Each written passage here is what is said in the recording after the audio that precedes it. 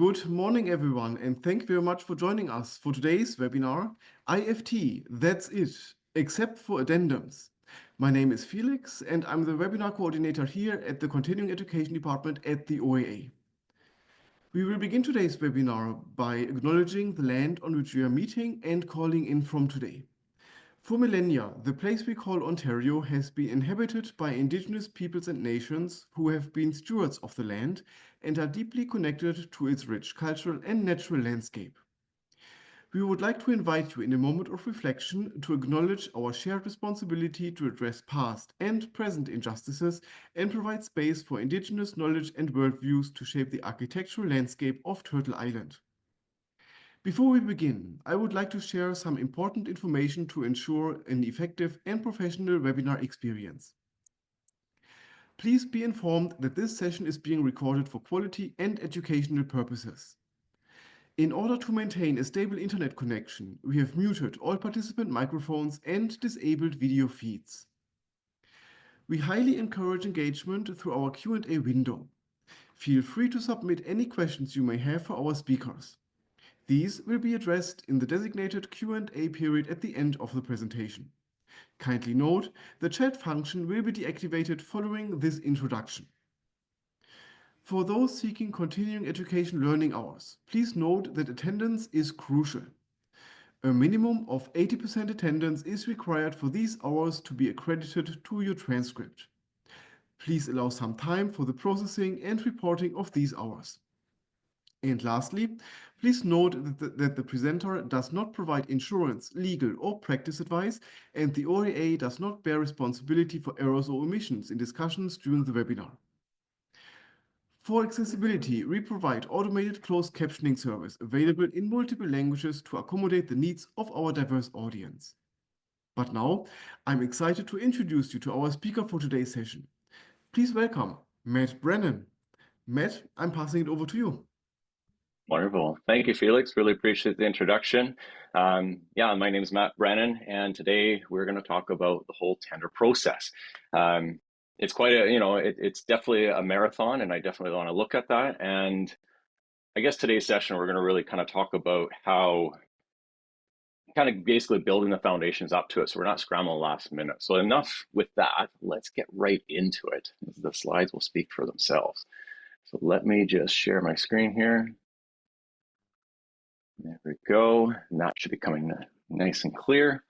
So let's begin. So yeah, as Felix noted, IFT, that's it, except for addendums. So today's little learning objectives, kind of take note for your credits. Basically, we've kind of broken up into four learning objectives, basically the preparation and just kind of the strategy, how we're getting there, being proactive, and basically just doing the right things, drawing checklists, you name it. And then, of course, the addendum process. What can we expect, how to move forward with it, how to do it the right way, an efficient way. And then, of course, we'll wrap it up with basically construction and basically what that means going forward for the project. So just kind of getting into a little bit about myself. I've been in the industry for about 22 years now, going on 23. About 16 years of those have been dedicated to CA alone. So I've gone through a number of successful projects, taken it through that.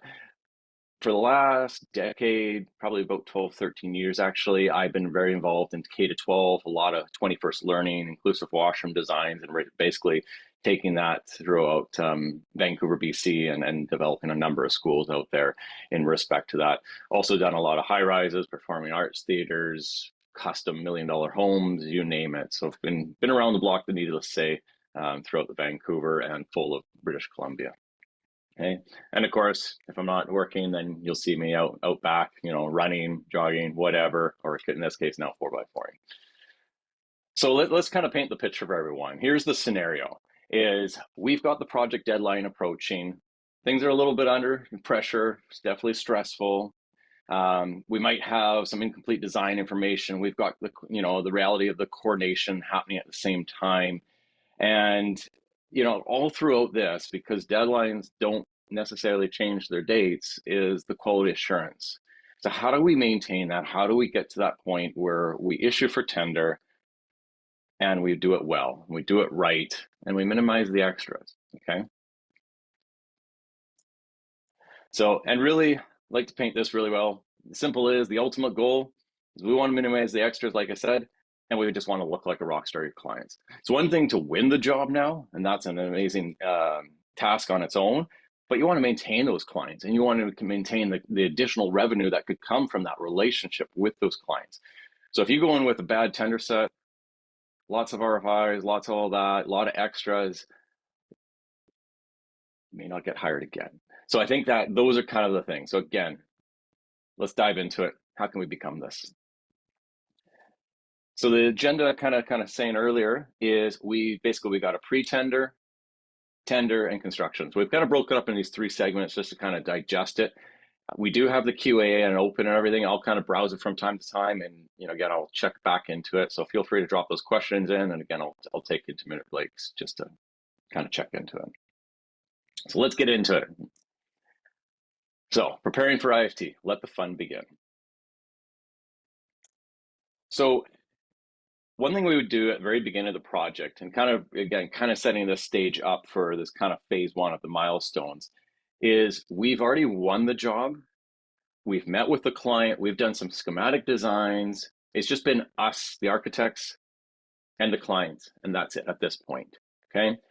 We've wrapped that up. We've got a schematic design development's complete. We're ready for the team. We're ready to really kick this off and start preparing this documentation. So right from day one, we would do our initial consultant kickoff meeting. And during that meeting, one of the things that we would do, and definitely note in our meeting notes agenda, is we would work always backwards. So if let's just take a school, for example, we would look at when does the school need to be open? Okay, so it has to be opened up by September of 2029. How long is it going to take to construct? 2 years. Work backwards. How long is it going to need for us to do design? Work backwards. And now we'd almost really make Gantt charts, just to help plan and coordinate and keep this information at bay. And right from the first consultant kickoff meeting, we would actually note all these meetings. We'd all decide on a certain day, we'd lock all the days in the calendar, and it was done. And the value of that from the team perspective is there was no question when we went into the 60% meeting, I didn't realize this was 60%. No, you did. You had everything right from the get-go. So you're preparing the team and laying out the groundwork for this plan to be complete. And we're going to kind of dive into each of these little subsections in a minute here. But that was kind of one of the powerful things that we would do, is we lay out those deadlines, lay it out, make it really clear. And then, like I said, each kind of phase we're going to go into. So the 30% phase. So kind of like as I kind of alluded on the previous slide, we've already done the design development. We've worked with the client. All those initial kind of meetings have taken place, and our base design is now complete, right? We've got something to work with. The consultants can basically start, reviewing, getting excited about. I would say at this point, the geotech has completed the work. They probably completed the work a year ago. Maybe they're doing some additional assessments because now we've actually located the physical project in the right location. So there may or may not be some geotechnical work being done. And of course, the owner is taking care of that and hiring them on their own terms. Consultants are in the room now. They can start to design, right? They can start working it. They can start looking, structural can look at the structural steel that's going into place. Electrical can start figuring out the lighting kind of layouts, the lighting levels. Mechanical is going to start looking at their systems, be talking to structural, etc. And the process starts to begin, right? It's good times. And one thing that we really did help, and I found really valuable on a lot of these jobs, was hiring a quantity surveyor to do a Class D estimate, right? And they stay along the job through these, 30, 60, 90% roles, and they continue to reevaluate the project budget. And it's a good way of doing it, because when we get to the end of this race, you're going to see that, hey, we're on budget because we've gone through this process. We've kind of been working together as a team. So highly recommended if you're not doing it right now, but definitely there's some good values with it. So I like to call this the fun stage. Everyone's happy, everyone's good times. We're enjoying each other. We're all excited about the project and we're moving forward. But now the reality is we got to start working on the CD stage, the construction document side. So that 60% phase stage happens. We've got the consultants working together. We'll say working together. They're fighting together. They're having a good time. Amongst that's all happening, we've probably got some user group meetings happening, right? So again, speaking of a school, for example, we might be meeting with individual teachers, maybe we may be meeting with students. The same roles if you were doing a healthcare project, you got user groups of different wards and different sectors, and everyone has their opinion. So again, it's kind of that high level, kind of paring it down, peeling the onion back and working by bit. And a very important phase that's happening. And hopefully at this point, you should be done because we can't really maybe make any more changes to keep this schedule. An open house. This is something that's very popular, I find, with K-12. The community really enjoys it. They thrive off it. Sometimes the media is even involved. And what I like and really enjoy from an open house is the reality that it pushes us to do even more. So let me kind of explain. So with the open house, we typically wouldn't just come in with a rendering, right? That's the bare minimum. But one thing that we did at my previous practice there is we would do full on, cinematography films of our building. It really showed it, and it did an amazing job. And I've got to talk on that on its own too. But we would basically be using Revit, of course, to do all the modeling for the architecture, but then we would export it into Lumion, and then eventually we would compose those clips and everything, and then take it into DaVinci Resolve or Adobe Premiere and do, the music and tell a story. Like, again, you've built this, you've made this story, so keep telling. And so what the open house really did with all these renderings that we did as we were flying through the building, it forced us to make some executive decisions. What are we doing for the ceiling here? Yeah, it's kind of bare. Let's model it in. Re-import it into the Lumion, right, for the rendering. Same thing. We move into the gym. This is really bare. What are we going to do for the ceiling? What are we going to do for the acoustics and everything? And same thing, these main entry areas, it's got to be more, right? So it really kind of forced you to get a lot of those early decisions made versus trying to figure them out at the end. So again, the more information you can kind of bring at the beginning for the consultants so they can work with, that you can identify and coordinate and avoid clash and conflicts, the better. And that's why I enjoy that open house stage. It's a lot of work, but it gets you to that point. And then of course, in saying that, there's all this coordination going on with the consultants working together, with you working together and doing your standard meetings. You're coming together and probably having these one-off meetings with mechanical just to, by Zoom, just to basically, remote in and talked about that. So next stage, building permit, fun, right? Can it be fun? The question is, important thing I would suggest is, what is the lead time of a building permit and where you're applying? I did a lot of jobs in the city of Kelowna, BC, and it wasn't bad. It was a few months. It was pretty practical, but some districts, like city of Kamloops, trying to get a high-rise tower go through the ringer, it took us over a year, right? And it wasn't something that we were doing. It was just the way that the city operates, how busy they are and everything, and especially with, always more building, more challenging times, and I don't think it's going to improve anyway. So this issue for building permit phase, what are we expecting to kind of see at this point? Again, just continue to build the foundation up for a great tender set. So first of all, we know the site is complete. We know we've got the parking lot there done. The bylaws have been automatically engineered for that. Of course, there's definitely a code review of this building, make sure that we're all complying. Again, that all kind of ties into our parking lot design, making sure the fire hydrant's within so many meters of the entrance and so on. I would say at this point, draft specs should be started, right? You have enough information on the design where you can start bringing, maybe your spec writer into this program process. Maybe you've got an outside consultant and you're bringing them in that respect to it, okay? Drawing checklists, and I think this is such a key thing. Even today, again, doing this for over 20 years, I still have a simplified Word checklist that I print off every time and I mark up and I go through it in that respect. We're going to dive into that detail more in depth in a moment here. And here we are. So drawing checklists, I cannot emphasize this enough, right? To our new individuals, to seniors, it doesn't matter. Anyone that's doing this, we're all human. We all make mistakes. And on this, I think it was like a 7-8 page checklist, with all these bullet points. And I'm old school. I like to print off my drawings on basically a 24-inch roll and print off my physical checklist, grab my lovely red pen along with a fat Sharpie and go through it page by page. And when I'm at the BP stage, I'm definitely not going to, judge it too directly. I'm not going to bleed over it too much because I understand what phase of the drawings that we're in.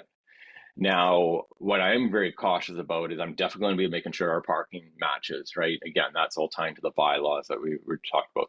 Make sure I've got the right washroom accounts based off the code review, and two, are they accessible? Are they working to that? If you're venturing into the inclusive washroom style, do you have the right washroom counts based on that configuration? Have you talked to the city about how you're going to handle that? Because they do kind of vary, and you do play that game of male female where you're more kind of algorithm into one kind of set number. So those little things, life safety, dead end corridors, right? That ties into alternate solutions. Do we need an alternate solution? Again, this would have been something to be identified with this drawing checklist at the early stage. So you could have got that equivalent engineer come in and basically write up a report if you were providing an alternate solution. Typically on the 3-story schools, we would always do kind of the 2 stories open as a mezzanine, and the upper would have an alternate solution with a water curtain, glazing system to allow us to get us that 3-story height vault. So we always had to get that acquired to it. Elevations. Did you submit a development permit? If you did, are the elevations drastically changed or not? Some things you want to just kind of check and see how it's going to play with the city. So the list goes on with this. And like I said, just having this checklist is really, really important because it's just going to ensure that things are not being missed at such the early design stage. Like again, maybe your travel distance is off. It's really hard to change later in the late game. So let's catch these errors at the beginning. We're all human. And again, no shame in using a list. And AI is a hot topic today. I personally haven't used this program, but it definitely came across my desk and kind of very interested into taking a look at it. Is blueplanai.com. I have no affiliation, of course, with it, but very interesting. I don't know if it only kind of applies to the US market and everything, but what they say is you upload your drawings and basically it'll do a code review. How? I don't know, but I guess what I'm getting at with this is maybe this is not applicable right now. It's not going to work, but it's going to work eventually, right? People are spending a lot of money, investing a lot of money in basically making this to do this point. And AI is a scary thing, whether you want to do it, but I think if you've got to accept it. It's the same thing from the AutoCAD to Revit revolution, going from fax to, phones and emails, the reality is it's here, right? And you have to either adopt it or not, but don't be left behind in that sense. And I think this is a good quote that Dr. Neil Leach kind of mentioned at a previous webinar that I attended, is AI won't replace humans, but 3 humans with AI will replace 5 humans without AI. And it is true, because again, going back to the Revit day, I was at Rino Zan Architects out in Vancouver there, and we were doing a lot of high rises. When we were doing high rises in AutoCAD, it took about 10 people kind of run a set, right? The moment we moved over to Revit, that number dropped to about 2 people because of the efficiencies. We didn't need someone doing door hardware schedules. We didn't need someone doing sections or elevations because we could do it in a fraction of a second. And I think that's the same thing with AI. I run a podcast, and basically after my podcast, I let AI do my show notes for me, and it does it pretty good. I always review it, but in saying that, there's a lot of benefits through it.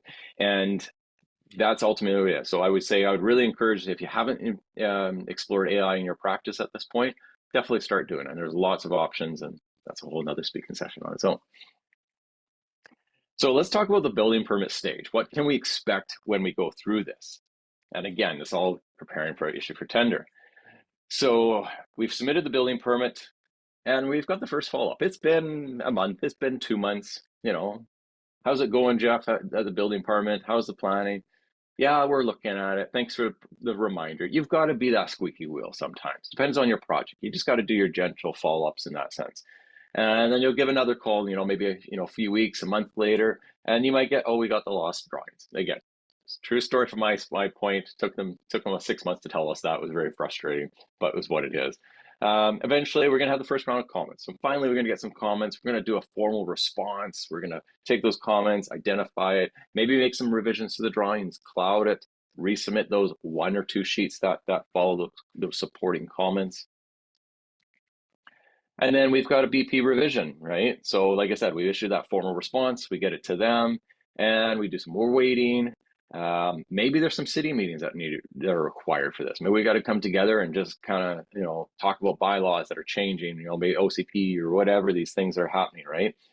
And maybe they want a brand new set of drawings. Again, speaking of City of Kamloops, we did a high rise, and because we submitted for a building permit at this point in the process, and the BP hadn't been approved, and by the time we hit a year later, when we're like, "Okay, where's the building permit? Because we're ready to rock and roll. We're ready to start excavating and get moving."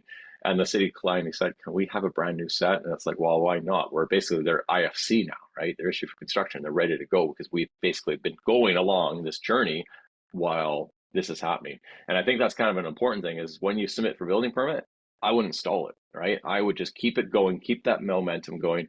Again, you'll know this practice based on your original Gantt chart schedule that you set up at the beginning of the project. And of course, with the BP finally approved, we still have work to do. We really do. We still got all the details in this. This is the final round and the final push. So what's the next steps? So we're at the 90% stage at this point.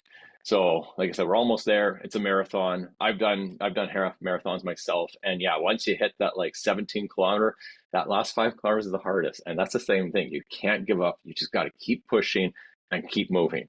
And kind of the 4 topics of mine at this point is your final drawing coordination, right? It is so critical. Try and look at this. Get your Revit models, get your 3D models, do your sections, do everything. Coordinate that, coordinate it. Push the owner for changes, right? There's nothing worse about getting changes later because it's such an expensive and it's 10 times harder to do. Get those changes, and especially if you've got third-party user groups, like say if you're doing a school and you had a daycare or whatever, or a rec center or something like that, you had a daycare component, chances are there's a user group that's part of that, a YMCA or a Boys and Girls Club or whatever, that specific group that's going to run that portion of the project. Make sure that the owner is not gatekeeping you in that sense, that they're actually letting you be involved with those conversations too. Because again, you don't want to get any surprises later down in construction, because that's going to hurt you as well for extras, time, schedule. And again, you may not be physically able to provide what they want. So very important to keep that in mind.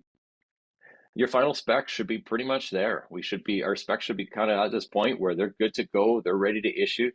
This is the point where we're probably going to do a massive print, and again, old school, redline it versus going on the computer. Or maybe you do that, whatever the case is. But again, the most critical stage is to make sure this works out well. And we're going to get into specs and kind of tips and tricks in a minute. And as we kind of talked at the earlier presentation, QS, quantity surveyors here, they should be bringing up everything budget, and now we've got a Class A. This should be a rock solid budget report for this project. We should know where our tender's going to line. We've got some contingencies in play. We've got below the line items. We know what to expect, and we have a good gauge of the industry, given the fares, where this location is to. Maybe it's outside, so we've taken that location factor. We have a good understanding of where this project's going to stand. Okay. Another thing to kind of consider as we're going and leading into this tender moment is pre-qualifications, right? It's not a bad idea, and again, this is a conversation to have with your owner, and basically do a pre-qual list of GCs that can bid and work on this project. As architects, we have that same thing as well. We have pre-qualifications to basically bid on for some of these school districts or these healthcare projects or anything in that sense. So do the same thing for the GC. Things to include is minimum years of experience, making sure that they meet the bill that they're going to build your $30 million, $50 million, $100 million school, that they've got the qualifications with that. Make sure that they have a relevant portfolio. Maybe it's a GC that just does tilt-up construction. You don't want them working on your high-end school that you've spent so much time designing and working towards. So that's probably not fitting the bill in that sense. Their license certification, and of course their financial stability, all these things. So pre-qualifications, the positive is that you're going to get the best of the best, and then you get to basically vet it out when it goes to that actual tender stage. I guess the negatives is that, you know, if someone misses this stage, they can't bid on the job. And that's, if I guess from a client owner, if they did want a certain GC, like they really valued the work, they were very impressed, they knew them, then of course reach out and give them a heads up that there's a pre-qualification out in that sense, you know, keeping the lines of the legality side of it as well. But again, a good process. Again, we do see this through a lot of school districts throughout the province of BC. So specifications, it's in the details. So a couple of things as we're preparing our specs here to go out for tender. What are some things that we should consider? One of the things is kind of a mandatory site meeting, right? So we've got that pre-qualification, whether we're doing it or not, and then we basically would pick a day and a time. The GCs would come out there and they do a sign in, and then they'd go from that point, and they'd be part of that. So do you want to include that mandatory site meeting? We'll get into the details of this later. Penalty clauses, right? If you've got a real strict timeline of when this school needs to be open or this project needs to be open, putting a $3,000 a day of penalty clause is not a bad idea. It gives you leverage. It gives you a big push. It gives the contractor to basically push his trades and say, look, we need to be on track, because they're going to have to do an extensive thing. We've done this on a number of projects, and it's actually really helped. It's given us that power to ensure that the school is going to open up on time. We had a school up in Kelowna, and it was such an aggressive timeline. We knew it going into the job as well. So again, we've done everything that we've kind of been talking about today, and they only had like 18 months to design to build a 3-story middle school project. I think it was 1,500 students, so it was a good size, right? And that really helped the GC drive his sub trades as well, and led, of course, himself. And they understood the legalities of. They understood that it could hold true. At the end of the day, it's the owner's choice if he really wants to do it. But it's a card that he's got in his back pocket to push. And I've had jobs where we did need to push. Budgets. Do you have any cash allowances? Alternate prices. You know, I find in mechanical usually has a lot of cash allowances in their design scope of that. Alternate prices, which is good. This ties into the Valley Engineering. We'll talk about that in a second. Apprenticeship programs. Do you have any local programs going on? BC, you know, we have to hire so many Indigenous trades in that sense. Again, that local trades, the apprenticeship program in regards to so much has to be, you know, kind of fresh apprentices out of school. Again, just all those things, take that and consider, make sure that's part of your specs. Again, your owner is going to work with you on basically putting that into terms of the front end of the specifications. CAS software, what are you using to manage this process when you get into CA, right? This is something really important, because right now, and we'll get into this later detail, is like contractors are pushing Procore, which is great. It's a phenomenal program, but you as the architect, it's a real pain in the butt, and it doesn't put you back in control. There is programs like Part 3 and other applications out there. So put those in your specs, that the contractor who's bidding on this job has to use your practice, your software, to basically manage the CA side. Again, very, very important. And then again, you've got that leverage, just like that penalty clause we talked about earlier. So back pocket items, ace up the sleeve. So what is plan B, right? Just say we do tender this out and it comes over budget or anything like that. Let's talk about these things and try and foreshadow what's going to happen. So timelines. Typically, what do you want to put this tender out for? You know, again, a school, we'd kind of do 30 days, but we'd have the expectation that we'd probably push it another 2 weeks, just because people don't look at things right at the beginning, right? It doesn't happen all the time, but have that plan in place. Know what you're going to tender it for, and know what you're willing to extend it up to. You don't want to keep extending it, but keep that in mind. And credits. This is something I've had so many funny conversations over drinks and stuff like that with colleagues in the industry. And we've joked, but I think it's there's some good value to it, is put a random piece of steel or some kind of object in your building.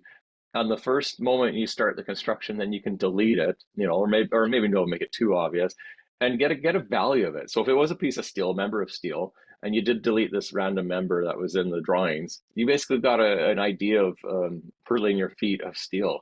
And at this point, when you get into the job and you're like, oh shoot, we did miss a member of steel, you kind of got unit rates basically on it. And I think that's there's some value with that. Same thing, another example, and this was not intentional. We didn't kind of do this to the contractor, but we did delete a good portion of area of sod. So we got the unit rate up basically off that, and we compared it and said it's a little bit low, but if that's what you're charging, that's fine. Well, of course, later down, a few months later, we ended up adding sod in a whole different area. So we used that pricing that when we deleted the sod, we said, well, look, we're only paying this because you gave us a credit of this. Like we get in. And eventually, it was kind of push to shove. We ended up getting pretty close to it, but there's value of doing that. And I know it's a cheeky way as part of the drawings, but it's not a bad idea, right? It gives you an idea to keep everyone truthful and accountable to the pricing that they're submitting. And value engineering, this kind of, again, going back to the alternates, that's a good way, like alternate pricing, where if you need to cut this down, that's why we would sometimes submit alternate prices and going from ACM to an AFL 13 product to maybe even Hardy. And you'd be surprised that sometimes those where we came in higher than the ACM, which didn't make any sense, right?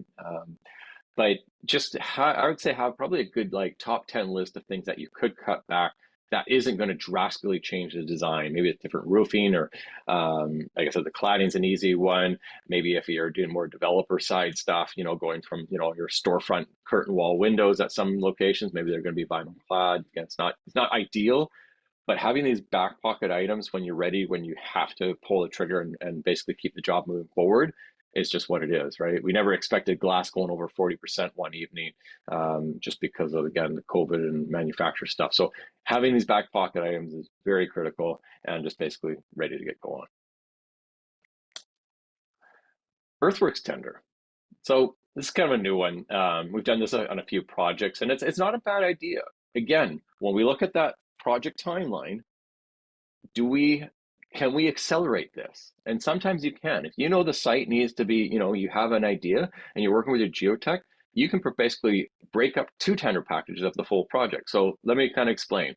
So again, we had a school, we had an aggressive schedule, and we had a good idea. There was a whole bunch of retaining walls, there was parking lots and everything.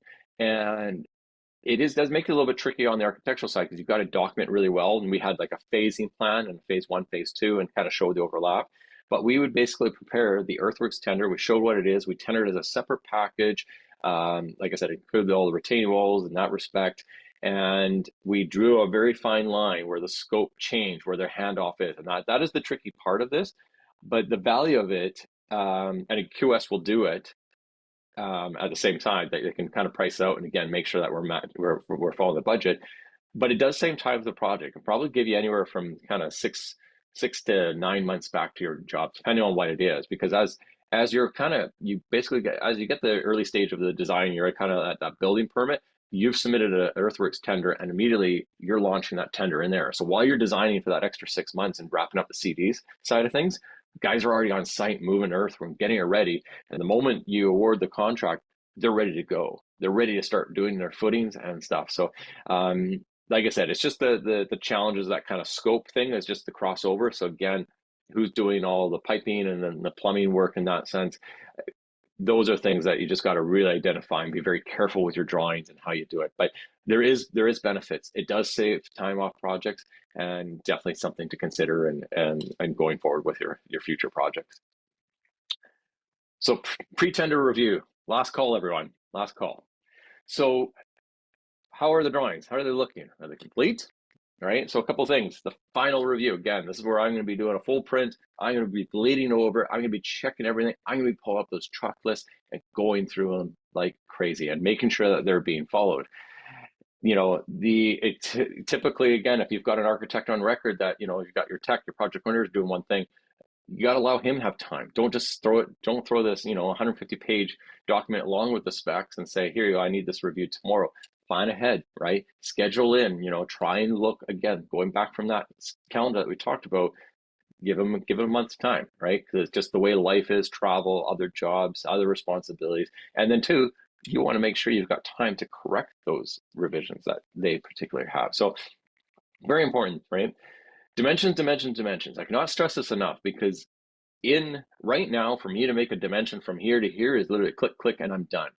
When it comes to construction, if someone asks for an RFI and if you're doing the formalities of it, you're not just taking a screenshot, you're putting it into an RFI, you're putting it into an SI or something like that, It's just 10 times harder. It is so much quicker to put the information out now. And I find, especially with kind of newer staff, they're so scared of putting the dimensions on in certain areas, especially when it comes to details. Like, it's okay. You've built this, you've modeled this, you're telling them how to build this, put the dimensions on there, right? And if it's not right, well, then correct it. And I think I cannot stress that enough is literally with dimensions. No one's going to complain that you put too many dimensions on it versus you didn't have enough.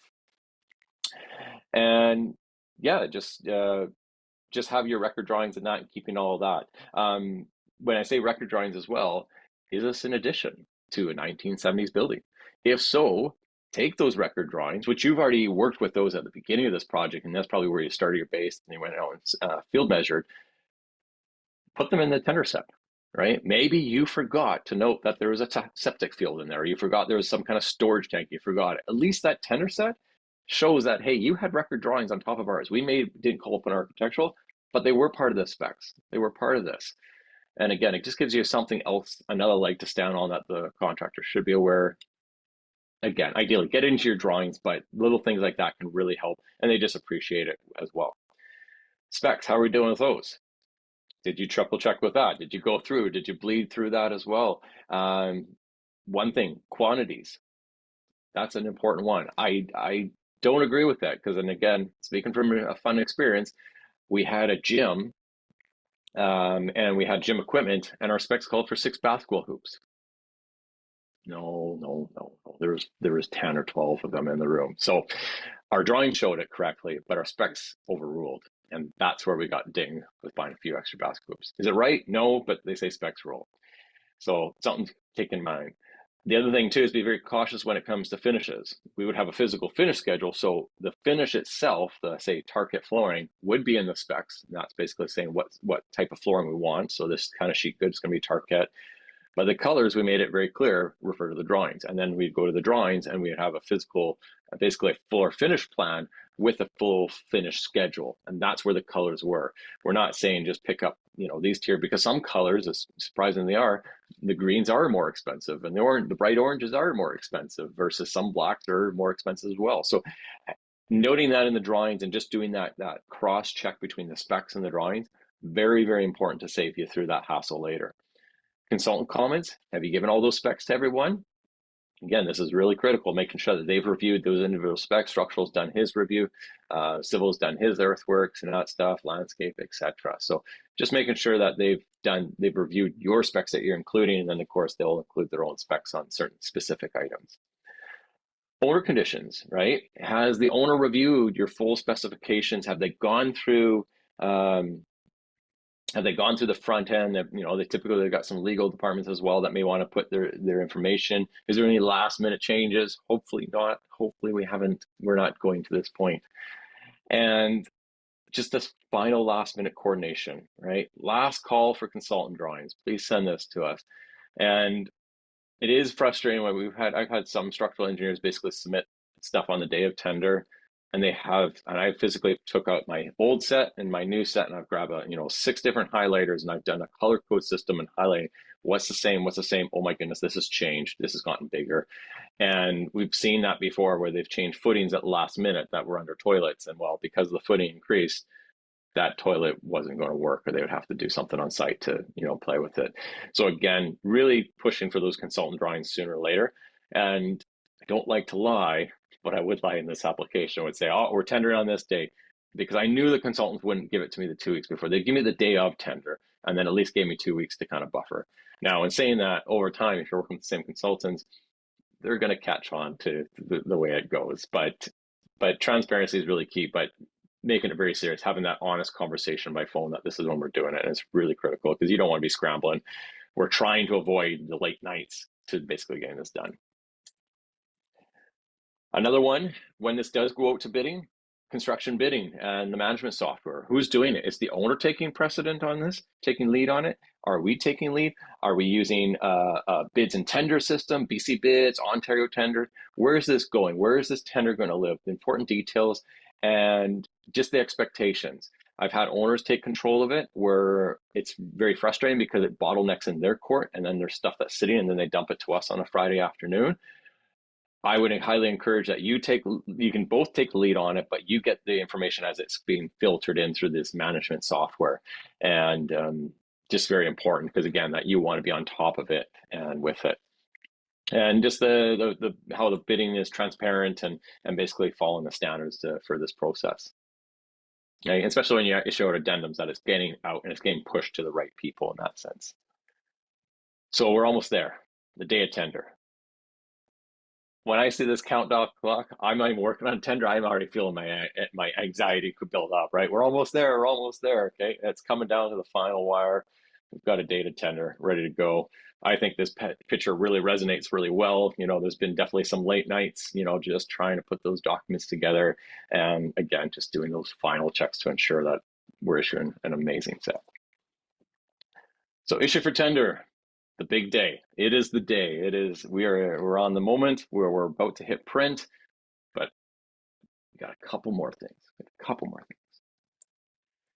So the day of tender is definitely your final check day, right? What can we do? And eventually we're gonna have to just call it quits and just issue this out. But one thing I would typically propose is issue a test print the night before, because printing does take a long time.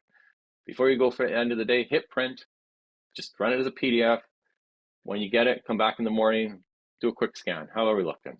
A lot of messes, everything's looking pretty decent. Good, nothing's out of there. Do I have all the consultant drawings? I should at this point. I have everyone. I've got their PDF, I got their Revit, and I guess some civil engineers are probably going to provide you some AutoCAD files. You've got everything at this point. Let's get those linked right into our project. Let's get them re-linked into everything, making sure that we've got the latest and the greatest. I would hate to print something where mechanical didn't revise something, or they did an update later and they didn't give it to us, or I didn't link it into there, and it did, pose out a big coordination issue at that last second. Let's try and catch the stuff before we do it. So fine minimal coordination. Again, logging it in there, doing your section box, just ripping through, making sure that things are looking nice and pretty. Try and do this before you do that test print, just to make sure. And how's your schedules? Is there any blanks, right? Just that final check, you got all the doors in there. Again, Revit's an amazing product because it's going to pull it in together. But we just don't want any blanks, make sure your fire ratings, again, all these little things. And again, checklist. I'm being a broken record here, but I think of anything out of this presentation, if you take the fact that you need to have a checklist, I think then you've won, right? Because it is such an important thing. Like I said, we're humans. And hit print, we're there. We are at this final point. I would typically allow 4 hours. I would always say, look, I'm printing off at noon. I'd be in early, 6, 7, just to get that final push. Depends on where I knew where the state of the drawings were at. And just give it, because you're going to run a print over lunch. Go for your lunch. That's already an hour off of it. The print would typically take an hour and a half, based on how much raster images and how many documents. Again, bigger the projects, the longer it's going to take, right? But again, that buffer and being proactive allows you to basically fix anything. Because once I got that final print and I'm like, this is good, I've combined the site file on Revit and then the building file, I put those PDFs together and they're all in there. I would go through page by page and just have a quick look, making sure, oh shoot, on my site plan, I forgot to turn the crop region back on. So now everything's a big mess. So I'm going to go make a note on my notepad, A11 needs to be revised. Keep going. Again, maybe a section, maybe there's something, maybe someone was putting big red lines to help them make sure, maybe they put a revision cloud. People do funny things when it comes to drawings, and at that final moment, you want to make sure it's captured, because it is so much easier to fix it now versus when it's tendered. And we're about almost there. So final check. At this point, you're happy with what you're seeing. It's pens down and send it to the printers. So we're done. Get posted, get this to BC Bid, Ontario Tenders, wherever this is going to live. It's getting posted. And honestly, the most important thing is celebrate the wins, right? 100%. It's not just you, it's a whole team backing it. It's even accounting, it's finances, it's your proposal writers that got the job. Come together as a group. And maybe combine it, do it on every Friday or something like that. Depends on how many tenders are going. Maybe you're a smaller firm and not seeing a huge amount of tenders go out. Celebrate it. Simple as just grab, taking off an hour early and going and grab a set of drinks or something like that, or bring something in. Just acknowledgement is key when it comes to culture, and just showing that appreciation for how hard that people work. That these, you look at the timesheets, hours upon hours of these people's lives have been dedicated to this job, and show the appreciation. So the next time they just want to drive it even further. All right, it's real now. We're out to tender. Now what? What can we expect during this tender phase? And this is really critical, and we're definitely going to dive into kind of all the do's, the don'ts, and where does it stand. So I call this phase 2 from our phase 1 of the milestones. Now we got a new agenda, and like this is kind of this 4 weeks, maybe to 6 weeks agenda. And so we've issued the tender, we've celebrated, we've got addendums, we've got RFIs, requests for alternates, more addendums. Are you tracking all this? We got some supplier calls, some research going on, consultant review it, final call, and tender close, and issue for construction. So don't let off the gas at this point, what I'm getting at, right? You've worked so hard up to this point, and for just to kind of sit back and relax and just coast, don't do it. Again, you're about 1 mile, 1 kilometer away from that finish line on that half or that full marathon. Don't let go. You almost want to be pushing 10 times harder here, even though you're exhausted at this point and you just want this done. Push hard. Don't lose steam. So what can we expect exactly in terms of the details is, like I said, we had that mandatory site visit. We put that in the specs, and everyone must show up to that meeting. That's going to be part of that. They have to sign in. That sign-in sheet gets recorded.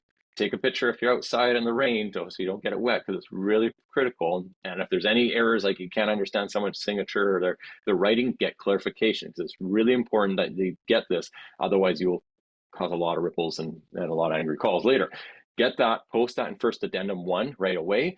And now all the suppliers know where to direct their pricing to. They don't, I need to call you as the architect. So this is where the mandatory site is helpful. The pros is that we know who's bidding on the job. The cons, we know who is bidding on the job, but you won't get any outside third party in that sense. Again, if you know of some GCs that should be part of this, that you go, I really would like them to be part of this job, then send them the BC or the Ontario tenders listing, right? Nothing wrong with that. Just say, look, we've launched a job. We'd love to see you attend the site meeting. Doesn't mean they have to bid on it if they go to the mandatory site meeting, but it definitely allows them to bid. So something to take into account. I think it works really well. RFIs and lots of requests for alternates. Be ready for this. Your team needs to review this and respond in a timely manner. Think of a CA, you've got to review it in a timely manner. The more time you can do it, the better. And I think that's really important here. Really take note, and as not to have an ego, not to be stubborn in that sense. Take note when someone's asking a question, an RFI, why are they asking this? And if you get a second one, that should be immediately red flag to your drawings going, what is going on? Why am I having 2 separate people ask the same question about this schedule or this spec section or whatever? At that point, pull out the drawings, dive into it, and try and find out. Be detective, look at what's going on, and go, yeah, you're right. We made a mistake. Thank you for bringing this to our attention, because now this is going to let us basically update the drawings, update and basically prepare an addendum to include all this information and get it out. And definitely lock in your calendar for the last week of the tender. And why I mean that is, the reality is, in today's world, a lot of stuff comes in at the last minute, right? That's just the way human nature is. It shouldn't be. And again, hopefully from this presentation, you've kind of taught you not to do that to the last minute. But the idea is lock it out, because you are going to get a ton of requests at that last minute. You're going to get RFIs just flooding your inbox at that moment. So lock out your calendar. Try not to schedule some trips or business trips or anything like that. Be present, be in the office, ready to tackle it. And of course, you can keep doing your other little projects on the go, but allocate a good amount of time. And for me, I hate alternates. I really do, with a passion, because through this whole design phase, and it's not in terms of a disrespect or anything, but you've spent this time designing this BMW all to this point. You know what you want when this is basically going to a stip sum tender. You know exactly the details. You know what lockers you want, and you know what toilets. You know exactly what you want. And now you've got someone that's coming in here and saying, "I want to put my product because they want to sell it," and rightfully so. I get that, right? That's the business. But be so careful with alternates, because things can change from going from, oh, sure, we'll allow it because we're going to be feeling nice, to, oh my goodness, there's an extra on site later. Because we didn't check the breaker size on this. It leaves you up to the point where you can really get in trouble. And here's a good example. We had basketball hoops. We knew what hoops we wanted. Our hoops went up and down, right? It was like we not only the swing, but also the actual hoop itself adjusted, and that was awesome. But the supplier that we approved didn't have that. Oh, shoot, we missed it. Or another good example was a curtain wall. We always specified calling your curtain wall, right? And that was, the 1600A series. And it was a great system. And it came with the matching sunshades. And the sunshades were beautiful. They looked very elegant. They tied in. It was all part of the system. Well, we approved an alternate and they didn't have sunshades. So the contractor was forced to go get something, and they came back to us with this little goofy bracket that we had to bolt on, and then you had another put a bolt. And when you saw these sunshades, like you were right there at the windows, and you saw these details. And again, to me, it's all in the details. I'm a very detail-oriented person, and that stuff drives me nuts. And that's why I hate alternates, because you don't have time to research everything in this last process, and there's a huge amount of peer pressure coming from the trades. So just be very cautious of where you want it. You should allow it. You should entertain it. Do your homework, but just be very cautious. So apologize for my soapbox rant, but I hate alternates. Managing all these tender items. These are really critical. So you're going to get flooded with these RFIs, just like when we get into the CA portion. Track it. Have an Excel log, have a Word document. That's what we did. File on your server, software, whatever you want to. It doesn't matter. Track this information, because you don't want to be caught off where it is. Always envelope reviewing this. Important information, just having it documented in a place so you can pull up at any given moment, especially if you go on holidays during tender, right? Tender gets extended and you've gone away. That's happened to me before. You try and plan your own personal holidays. There's a bonus tip too. Request for extension, as we already talked, be prepared and ready for this. They are going to ask for an extension, guaranteed. So again, allow that 2 weeks, 100%. And last chance, you never issue your last addendum on the day of tender close. That's not going to happen. Do it 3-4 business days, and that's your final addendum. Make it very clear. And when people call in, just be very polite and say it's addendum's last addendum's been issued, and that's the way it is. So some do's and don'ts about tender, right? Very clear. Do not reissue full sets of drawings. That's going to confuse everyone. I've seen it happen. It creates a lot of headaches. It doesn't give you good pricing. It is okay to issue drawings, but maybe 1 or 2. Again, maybe an RFI trigger that, hey, this wasn't clear on the drawings. Maybe there were some titles wrong. Issue that one sheet, cloud it, and that goes into the communications aspect. Make it very clear. You're basically preparing a site instruction, supplemental instruction when it's closed. You're doing the same thing. Put this in the addendums, make it really clear. You're going to bring your specs, update your specs of suiting. And as you're issuing these drawings, issue for tender, addendum 1 and addendum 2, you've got versions of drawings. Keep track of this. Okay? Keep a track, because you're going to need that when you get into the construction side. So another kind of thing to include in tender, that's kind of a neat thing. If you're doing this kind of basically an expansion, an addition to something, 360 cameras. They are so cheap today, and they're amazing. You just basically go anywhere, take a picture, boom, you've got everywhere. You didn't miss, what does that duct look like there? What does that panel look like? What's the size of the panel? I don't know. 360 cameras are great. The only caveat, you're in every photo. So keep in mind if your camera's shy in that sense. But there is web hosting sites that you can take these 360 images and basically take a plan and drop all these pins around, and you include that in tender for a complete, as per the record drawings. In addition to the record drawings, here's as-built condition. And yes, we're going to do our mandatory site walk, which will be good too. They'll see it there. But this almost creates another caveat. They can say, yes, that roof overhang was there. You did have to remove that. We noted in the drawings, and it just gives you another piece of ammunition to basically make a rock solid tender set. And I think most importantly, be a yardstick of quality. Some people aren't used to an environment where excellence is expected. And that came directly from Steve Jobs. The quality is key, right? And I know it's tough, especially at this point. Do that drawing checklist one more time. This is your last call to get this right. And I cannot stress this enough. If anything's left, it's an extra, or it's going to be an RFI or anything. Do your due diligence and really focus on the quality. In today's world, I find that it's slipping, and just be a better you. That's all I'm going to get at. Go that extra mile, right? And me personally, I learned that early on, with it. when I was doing a lot of photography back in the day in that sense. And it was a neat story I heard from one of the podcasts way back in the day. And it was kind of like the way that Disneyland took quality, right, to the thing, where if someone said, hey, where's Splash Mountain? You know, the individual, the host there would not only just say, hey, it's over here, but by the way, when you're going over there, you want to check out this, and because you're so close to this ride at this time of the day, it's not busy, jump on it too. You'll appreciate it. And that's the same thing when it comes to their drawings, is go that extra mile. Don't just, you know, skim through the drawings and go, oh, Susan didn't update that detail. Well, flag it. Do something about it. You know, bring it to her attention. It doesn't mean you have to own it, but bring it to the team. And quality, quality, quality.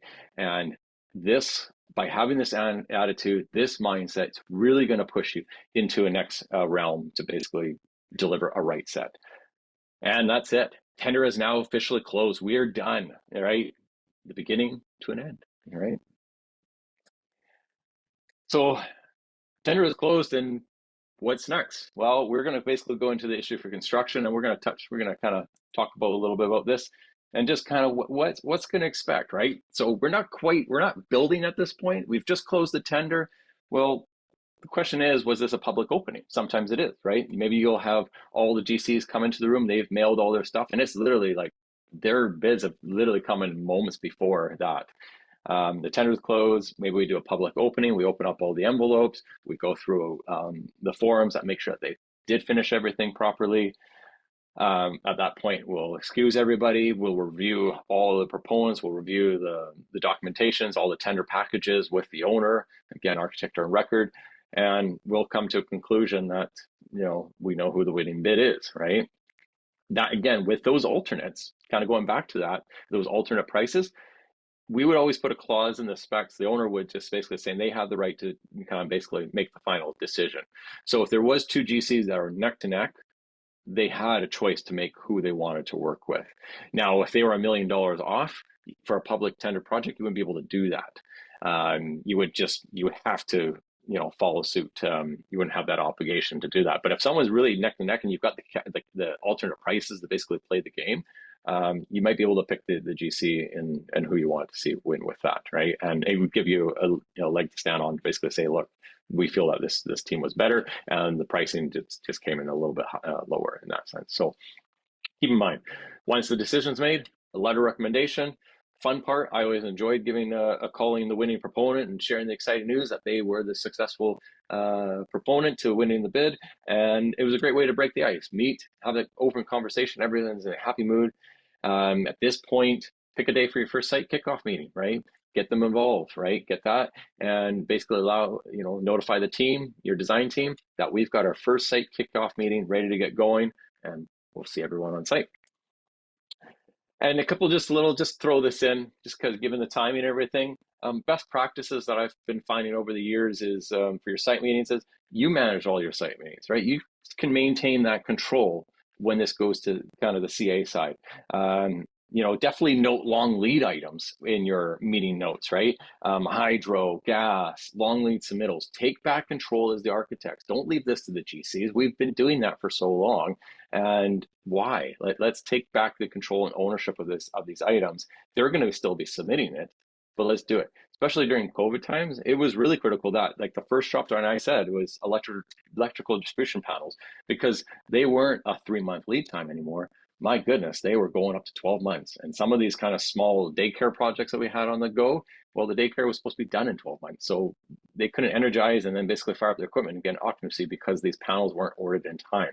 So be proactive, lay that out, and basically shop drawing schedules. And I'm going to talk about that in the next slide. And the right visual tools, again, good practice. Have those site trailers with those full-size TVs, talk about that. Bring up drawings. It's a great way, just communication. Today's technology with Zoom, as we're doing right now, great way that everyone should be part of that site meeting regardless. If someone physically can't be there because of conflict, they still need to be attending those site meetings. It's really, really important. And just want to touch into the point, again, this all goes back to our specs about what you're allowing the contractor to use. He's going to want to use Procore, right? We find that 60% of the jobs are running that. Maybe they're using eBuilder. There's a few other applications out there, depending on where you are. The reality is the contractor is going to look after his behalf. And rightfully so, he should. He has a project schedule that he has to maintain. He has a budget to maintain. He's going to do whatever tools that he needs. So that's the reality of it. But where Procore kind of puts us at bay from the architectural side is that we lose control. He's driving the boat. He's issuing everything. Now we're managing all those documentations into our own systems. We're getting flooded with emails. It's a nightmare. It takes away from it. And you've got to track it though. And one thing I want to introduce you to is part 3. And my little story about this is this team approached me about 3 years ago when I was at my previous firm. And it definitely changed not only just my career, but the whole firm's kind of outlook on CA, how we tracked CA. And basically this is an application that lives in the cloud, and it manages it. It collaborates all the CA together. It has dashboard real-time data into it, so you can see who's fallen behind in their response time. It's just an advanced tool that does it. And the best part, this actually connects with Procore and allows you to keep control of those logs.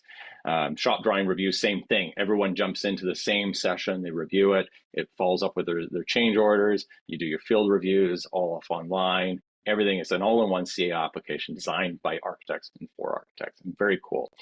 So like I said, I used it for 2 years professionally. It changed my career. I went from 3 to 15 jobs because of it.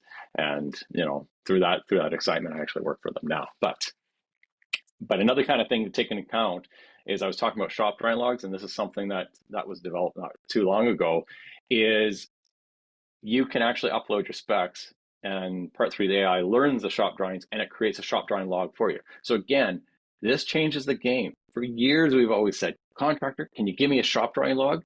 And they go, sure, we'll give you a shop drawing log in that sense. They never do, right? Or it's outdated or anything. This changes the game where you take control and say, no, here is the shop drawing log. And a good example is, again, that school. I don't want to be kind of 9 months into the project going, what shop drawings are we missing? What haven't I reviewed yet? Oh my goodness, we haven't reviewed the bleachers. The school is going to open up in 3 months. The bleacher shop drawings are about 6 to 7 months lead time. Partial occupancy, I guess. Nothing we can do. So if we were proactive with it, and again, kind of laying the groundwork first and taking control of the project, you're going to win. You're going to have no surprises. And again, with this proactive approach, I've had jobs finished early, even during COVID times, because everyone's working together, and that's kind of efficiency. And there's, again, AI, one kind of little fun thing just to bring this up is you can use AI to basically review the shop drawings, flag if it's an alternate, and then basically does a precursor review to it.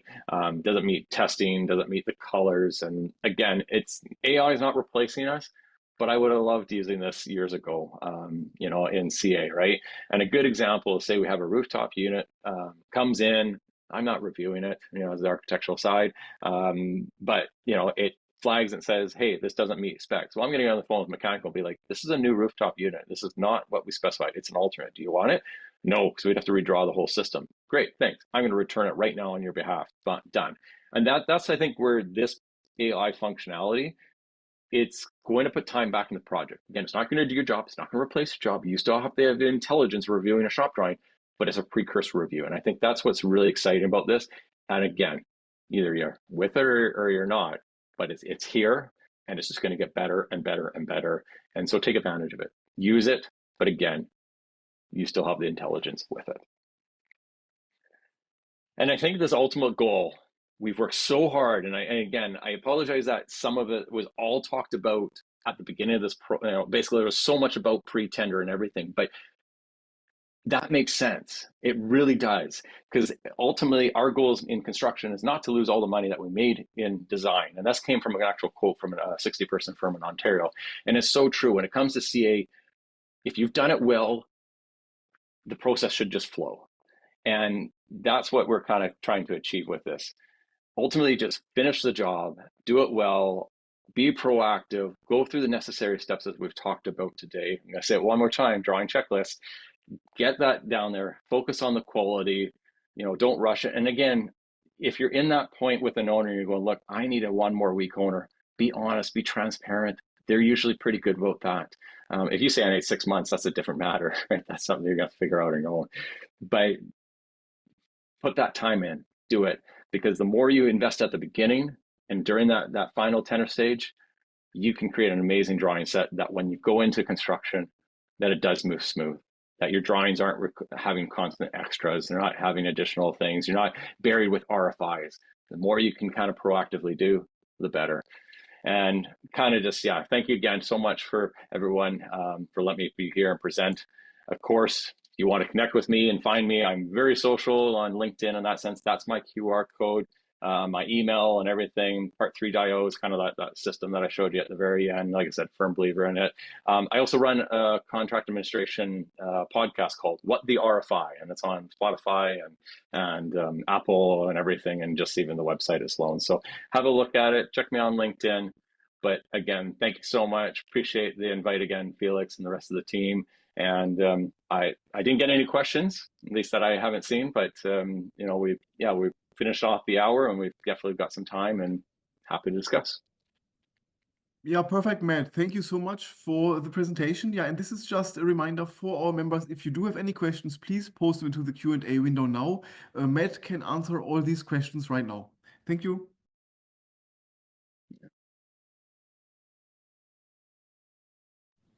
I know it was a lot to digest. Let's just give them some time, Matt, to see if there are any Yep. questions. Yep.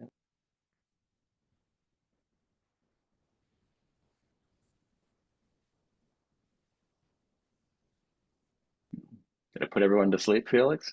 No, I don't think so. I think it was quite interesting. Oh, there we go. Oh, from one. Thanks, Matt. Great presentation. Thank you very much. Thank you, Joy. I really appreciate it.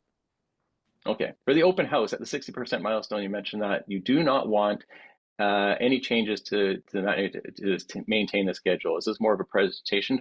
The open house, yeah, like I said, it doesn't mean you're set, right? Like you've met with the user groups, you've got your schematic design stage, and you're basically going to be presenting it to an open house, right? And like I said, there might be some media there, and it's really just to say to the public, here's our drawings, this is what we did. And again, another kind of key fact to it is capture, like when you're physically in these user group meetings, have someone take some photos. Like those are very powerful for like future interviews for your website and everything, but bring those presentation to the open house, showcase the design to the public, get them involved, and of course finish it with a beautiful touch and do a video and fly in media and sound. And again, we've done that for performing arts theaters as well, and tell the story. Like I rather, that's what I was getting at with doing these renderings are so powerful. Rather than doing one still image, you'd only focus on, I don't know what the rest of the building is, but when you do a video and you're flying through the building, you're constantly going, oh shoot, this ceiling, I forgot to, we've got a big gaping hole in our video. So what are we going to do? And it forces you to do that in respect to that. And I think my most heartfelt story, I've got a couple, but this was probably one of my favorite ones, is that school at the very beginning, one of that in the top left-hand corner there, because it was a tight site, and we definitely took into account the biophilia aspect and the trees. And I had one individual come to the meeting, and he's like, I owe you an apology. And okay, this is already, we're starting the conversation very different now. And he's like, I came here with a hard heart. I really did. I was ready. I had my whole list. He actually showed me his list of briefing. He had a whole list of why this was a horrible, horrible idea for the community, why this didn't belong here, and this didn't. And he was part of the art side too. And he apologized. He said, I was totally wrong. You guys nailed it. And, you had the room facing, north in that sense. You had all the things, you had it connected to nature, everything in the school, you've taken into account. You've heard the people, you heard our comments, and we really appreciate that. So it just gives an opportunity to get some feedback. Those user group feedbacks are great. Another fun story is we had one kid write down Breakfast Club when they were marking up the drawings that they wanted a Breakfast Club. We laughed, we joked about that. And we said, actually, that's cool. Let's put a surgery by the gym, and the Breakfast Club can take care of this. So that's kind of what I was saying about the open house, is you're still going to work along. It's just going to push you to get some of those decisions done at the beginning. Okay. Last likely part 3 form, it didn't have mechanicalism, certificate of payment.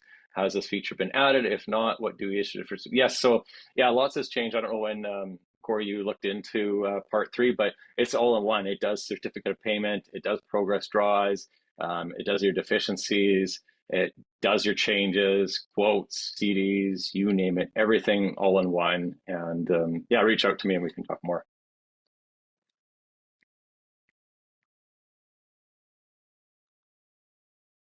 Got another one. Thank you. Very important subject. Site soil conditions sometimes bring expensive surprises that impact cost and schedule. You are absolutely right. And that's a topic on the own. I've done a couple of podcasts about that, but doing site stripping plans is really important. That's a great exercise to basically get your civil and geo to do it. And actually, when I was presenting, I thought about it, I'm like, oh, I should have mentioned that. So thank you for bringing it up, Huda, in that case. But yeah, what we would do is we'd provide an actual site stripping plan saying, and the geotech said, look, like, here's our level of soils here. You've got, we've got some bad soils here and there. Let's just strip everything down to minus 1.2 meters to this elevation. That's what the contractor is to do. And we guarantee, we know exactly what the cost is going to be because it's all going to be fair and tender because soils is such a challenging thing.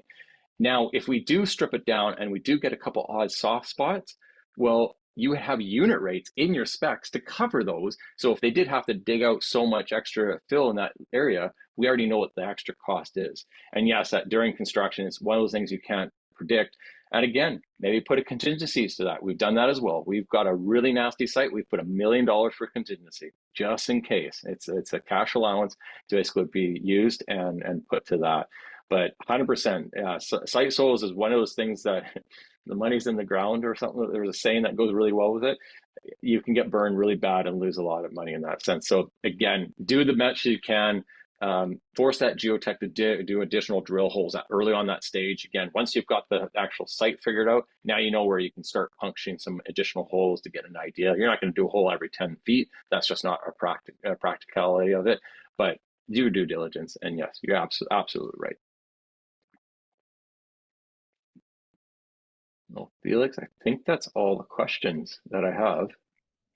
Perfect. Yeah, it seems like these were all the questions in the Q&A box. Matt, then do you have any closing remarks? No, just thank you again. And I'm not going to say it. You guys know what I was going to say in response to the presentation. But yeah, keep it up. Keep doing what you're doing. And yeah, just be amazing with this. And such an important point of the process as we talked, and take it very serious. And yeah, the more that you can invest into this kind of like at the beginning, you're going to get much better outcome.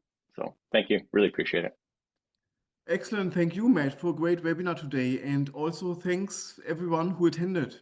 And as we conclude this webinar, I would like to draw your attention to just some announcements. The next webinar takes place next week, also on Thursday, December the 12th, with the title Commissioning 101, an introduction for architects. As mentioned, the OAA will report your participation in this webinar to your transcript. Therefore, there's no need for individual reporting on your part. We kindly ask for your patience as we process and confirm the accreditation of these hours within the next few weeks. Additionally, all attendees will soon receive the presentation file via email along with a link to submit your feedback. Once again, thanks for your attendance and have a productive and pleasant remainder of the day. Matt, also thank you very much again. Take care, everyone. Thank you. Bye. Bye-bye.